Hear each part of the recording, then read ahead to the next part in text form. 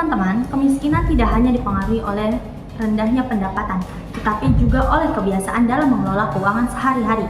Hal tersebut sebenarnya dapat mulai terlihat dari lingkungan belajar, khususnya melalui penggunaan uang jajan.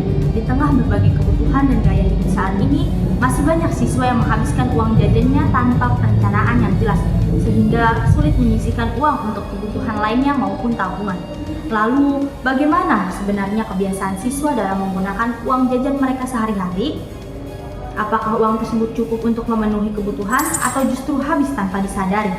Untuk mengetahui jawabannya, kami telah melakukan wawancara secara langsung kepada beberapa siswa mengenai cara mereka mengelola uang jajan sehari-hari. Mari kita saksikan. Kami juga telah melakukan penyebaran angket kepada para peserta untuk mengetahui kebiasaan mereka dalam mengelola uang jajan sehari-hari. Berdasarkan data yang diperoleh hasil perhitungan menggunakan rumus Lovin dengan tingkat kesalahan 10%, dari total populasi sebanyak 286 peserta menunjukkan bahwa jumlah sampel yang dibutuhkan adalah sebanyak 74 responden. Berdasarkan hasil penyebaran angket yang telah dilakukan kepada 87 responden, mayoritas siswa menerima uang jajan sebesar Rp20.000 per hari. Sebagian besar responden juga menyatakan bahwa uang jajan yang mereka terima sudah cukup untuk memenuhi kebutuhan sehari-hari di sekolah.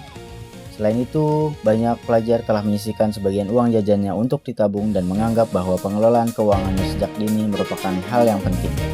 Namun, masih terdapat beberapa siswa yang mengaku uang jajannya sering habis akibat pengeluaran yang kurang terkontrol. Berapa uang jajan kamu yang kamu terima setiap harinya tuh, Pilar? Kalau uang jajan sih dari orang tua tuh dikasih sehari 20.000. Terus, apakah uang jajan kamu itu cukup untuk memenuhi kebutuhan makan kamu di sekolah? Atau kayak kamu tuh cukup nggak sih 20.000 itu?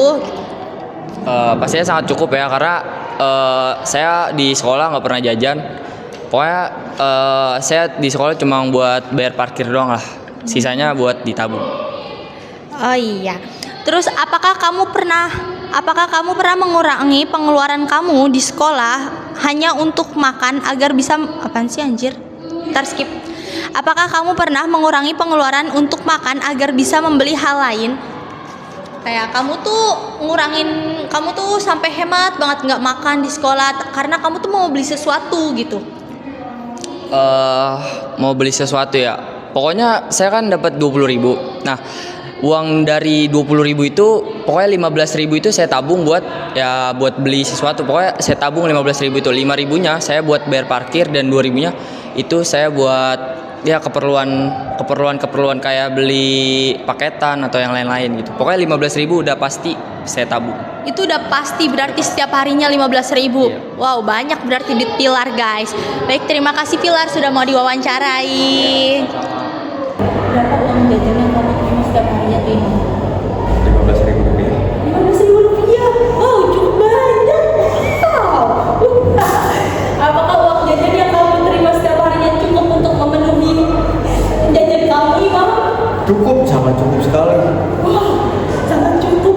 Apakah program makan bergizi gratis dapat membantu dalam menghemat uang jajan kamu? Sangat membantu sekali, karena biasanya saya uang jajan langsung habis seketika dalam satu hari. Sekarang karena ada program MBG sangat membantu saya untuk menabung. Wow. Nah, karena kamu menabung nih, itu kira-kira berapa jumlah yang biasanya kamu tabung dari 15.000 itu tuh?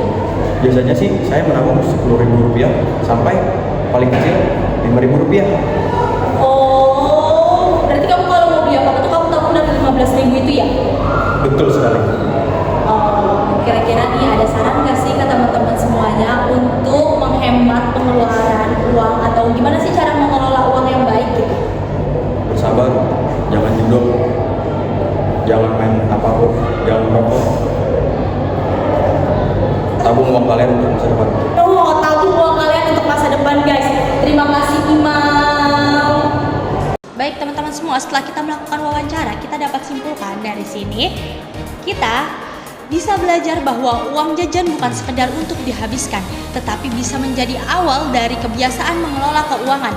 Menabung sedikit demi sedikit, mengatur pengeluaran, dan memahami kebutuhan adalah langkah kecil yang berdampak besar di masa depan. Karena pada akhirnya bukan besar kecilnya uang yang menentukan masa depan kita, tetapi bagaimana kita mengelolanya.